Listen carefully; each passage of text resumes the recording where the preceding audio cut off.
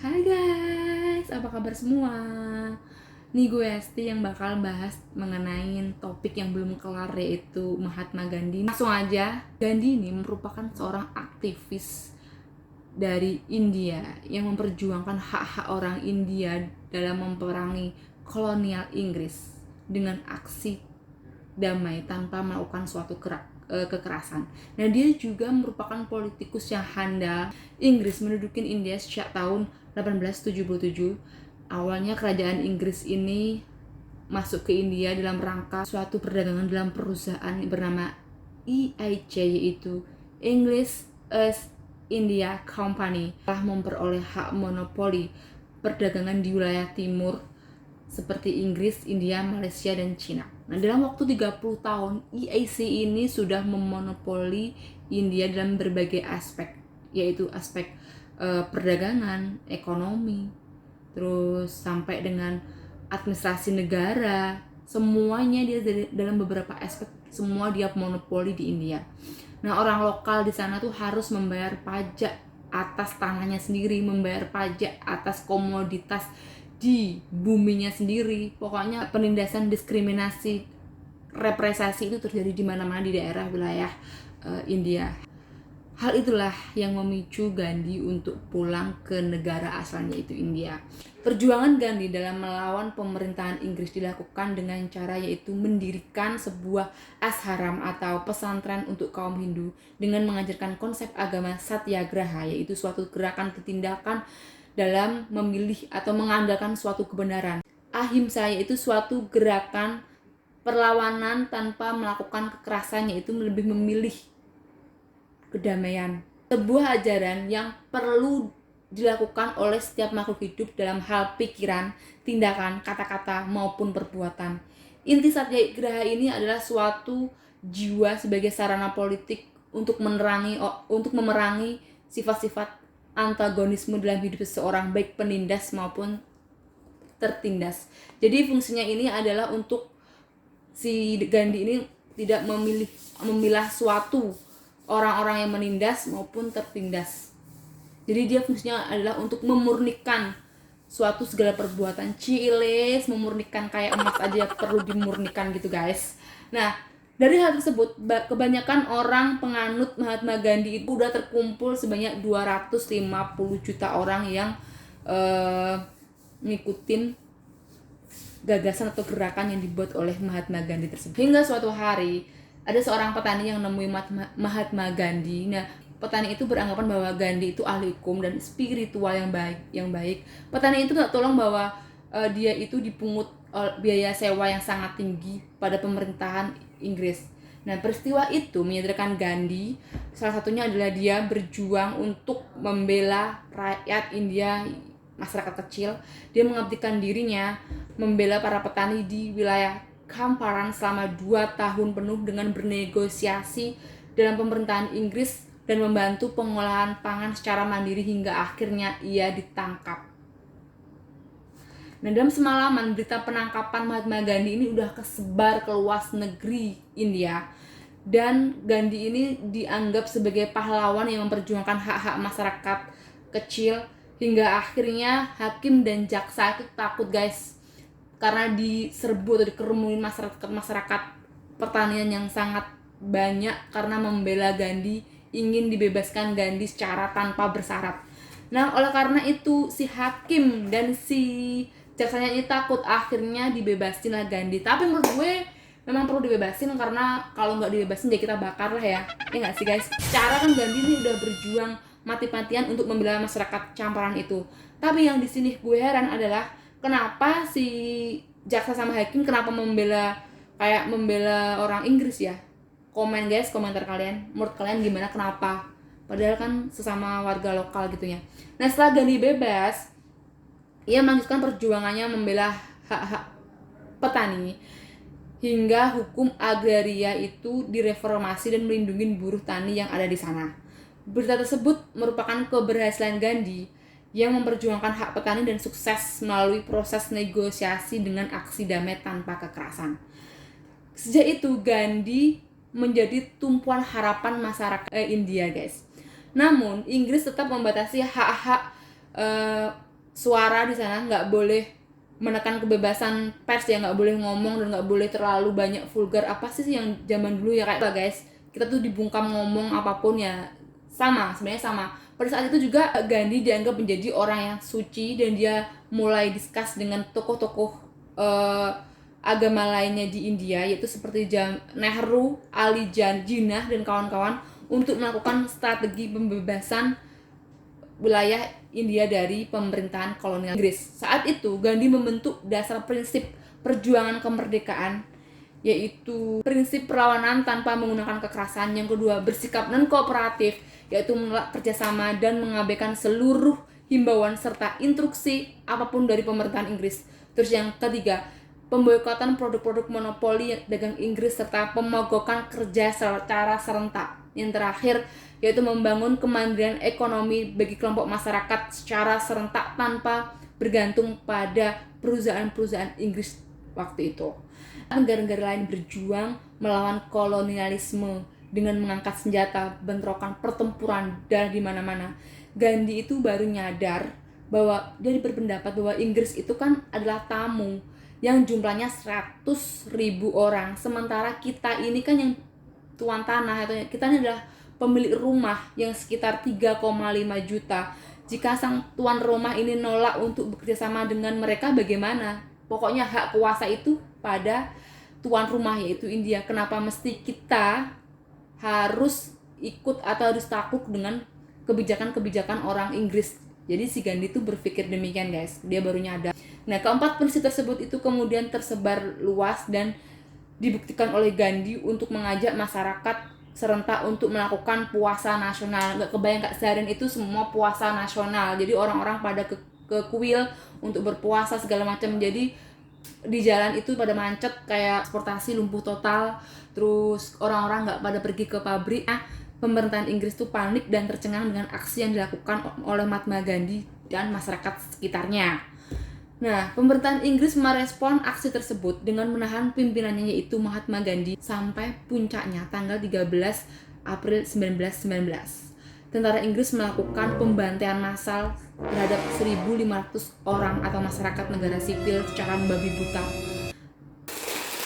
Insiden tersebut membuat seluruh dunia tercekam dan mengecam aksi brutal yang dilakukan oleh pemerintahan Inggris terhadap bangsa India.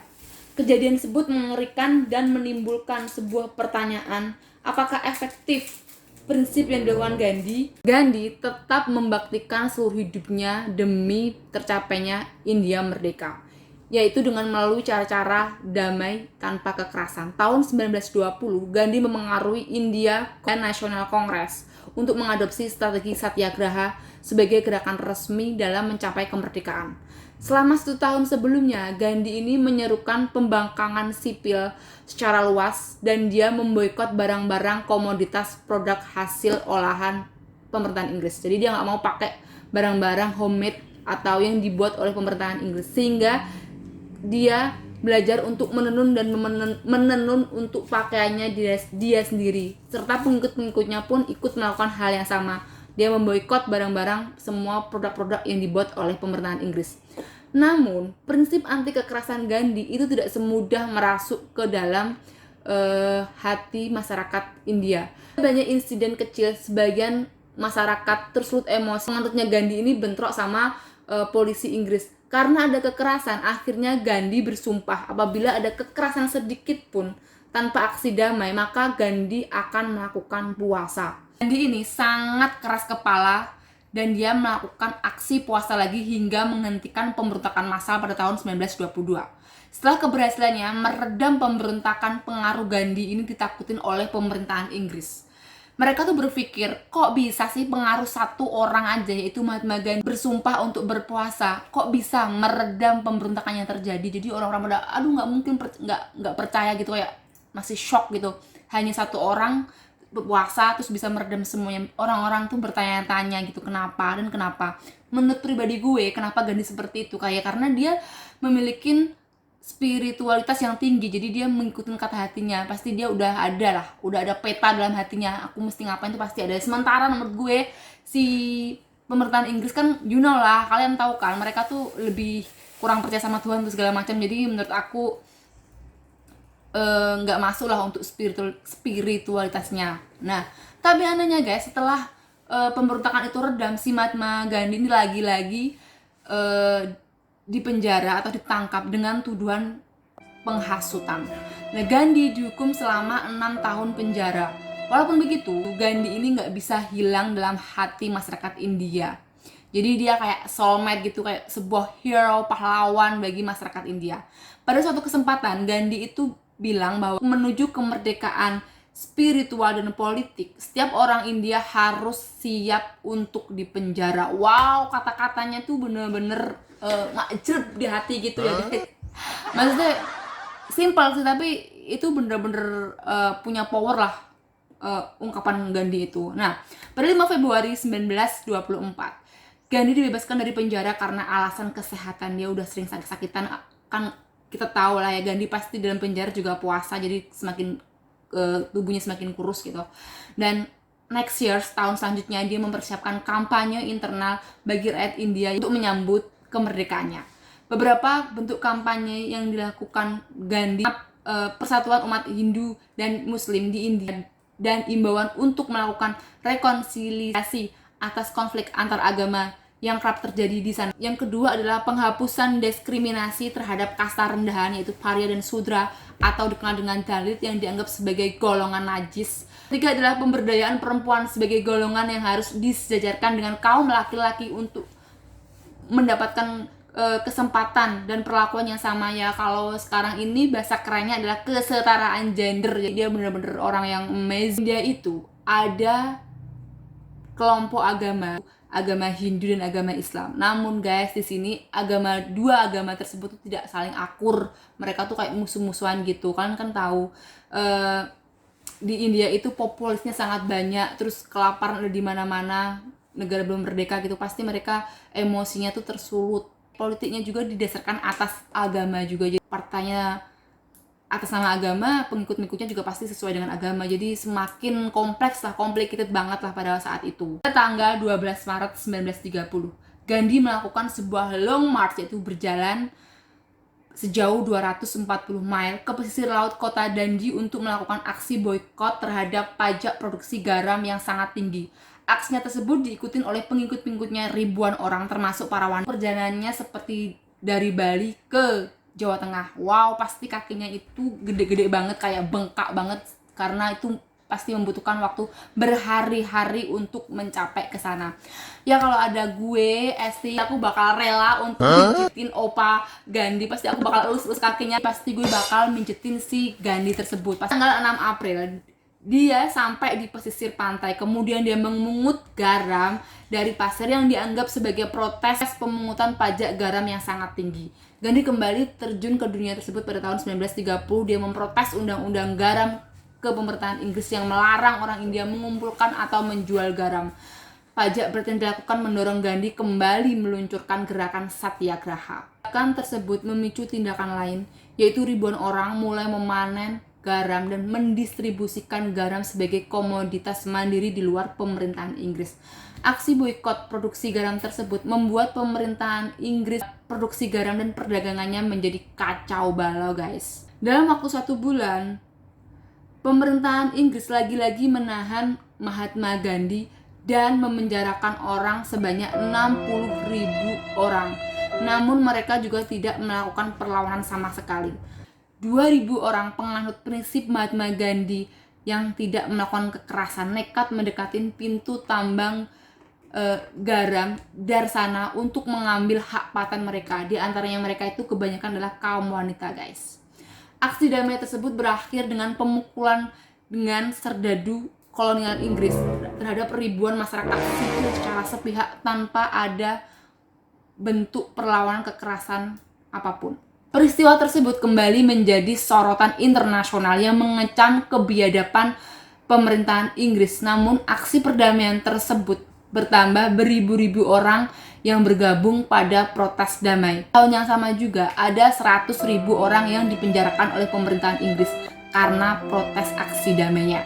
Jutaan orang seluruh dunia mendesak Inggris untuk meninggalkan negara India dan memberikan kemerdekaan pada negara tersebut. Karena tekanan dunia yang memuncak, akhirnya pada Maret 1931, Inggris melepas semua tahanan politik dan mengakui hak boikot pakaian rakyat India. Mencabut larangan atas produksi garam sendiri. Mereka kemudian mengundang Gandhi ke Inggris, pergi ke London selama 4 bulan. Di sana dia mendapat sambutan yang luar biasa. Namun di sana dia nggak ngelakuin apa-apa, cuman hanya seremonial aja guys. Jadi ya buat formalitas aja lah, karena kan Inggris udah didesak oleh seluruh dunia. Jadi ya mau nggak mau ya sebagai rasa malu aja sebenarnya sih, lebih tepatnya kayak gitu. Sebelumnya guys, pada Perang Dunia Kedua, si Gandhi ini udah meluncurkan sebuah gerakannya itu bernama Quit India, yang menuntut penarikan Inggris secara teratur dari India. Dia memberikan pidato pada tanggal 4 Agustus 1942, namun dia dikritik oleh penolakannya yang keras untuk mendukung Inggris dalam Perang Dunia Kedua. Sejarawan menilai bahwa tidaklah etis untuk mendukung Inggris melawan Nazi atau Jerman kala itu. Gerakan Quit ini menjadi gerakan yang paling kuat dalam sejarah perjuangan kemerdekaan India. Dari Eropa, Gandhi ini meneruskan perjuangannya untuk menghapus diskriminasi kasta Hindu yang bernama Dalit, yang selama ribuan tahun dianggap sebagai seorang yang najis, yang gelandangan dan fakir dalam budaya Hindu di India. Tanggal 20 September, Gandhi melakukan lagi sumpah, yaitu puasa sampai mati, sebagai bentuk desakan agar para pemangku agama ini mempersatukan agama Islam dan agama Hindu dalam keharmonisan secara bersama-sama. Namun, ketegangan masyarakat Hindu dan Islam semakin memuncak dan Gandhi memutuskan untuk mengalah daripada terjadi perang saudara pada saat itu. Apa yang pernah diungkapkan oleh Presiden RI kita itu memang benar guys. Dia pernah ngomong kalau jadi Hindu jangan jadi orang India. Kalau jadi Islam jangan jadi orang Arab. Kalau jadi Kristen jangan jadi orang Yahudi. Ya, selebihnya kurang gitu lah guys. Jadi itu bener banget. Jadi kita harus memiliki nilai-nilai agama tapi sesuai dengan daerah kita, sesuai dengan budaya, culture, adat istiadat di mana kita tinggal. Bentrok antar kelompok masyarakat Hindu dan Islam di sana pada kala itu sudah terlanjur, sudah merebak kemana-mana, udah menyebar di berbagai daerah India. Akhirnya Gandhi memutuskan untuk melakukan perjalanan di berbagai wilayah India, dari mulai yang termiskin, di mana ada kebanyakan kerusuhan dan pembantahan brutal secara massal. Memang guys, kemiskinan itu merupakan salah satu faktor penentu terjadinya konflik. Dalam waktu seminggu, bentrok antar umat Hindu dan Muslim berhenti. Bahkan ada orang yang berpawai dan berdoa. Ketika Gandhi akan meninggal, Gandhi mengakhiri puasanya. Kekerasan telah terhenti karena tak seorang pun menginginkan penderitaan yang berkepanjangan. Muslim India memandang sinis kepada Gandhi karena bentuk aksi puasanya. Sedangkan umat Hindu yang fanatik juga benci terhadap Gandhi karena menganggap bahwa Gandhi itu membela dan melindungi kaum muslimin waktu itu. Pada tanggal 15 Agustus 1947, India merdeka. Dan pada tanggal 30 Januari 1948, ketika Gandhi berjalan melintasi taman untuk upacara doa, Gandhi tiba-tiba ditembak dadar sebanyak 3 kali di depan umum oleh segerombolan atau penganut Hindu ekstrim kala itu. Seketika Gandhi wafat di tempat. Menurut sejarah, Gandhi ini melakukan sumpah puasa untuk membela kaum sipil sebanyak 17 kali dan dipenjara sebanyak 12 kali dalam hidupnya. Bajunya Gandhi yang dipakai pada saat pembunuhan disimpan rapi di dalam monumen Gandhi. Sekian guys, sampai di sini aja mengenai masalah Gandhi. Tolong di komen, aku pasti bakal balas kalian satu persatu. Jangan lupa guys, kalian bahagia guys.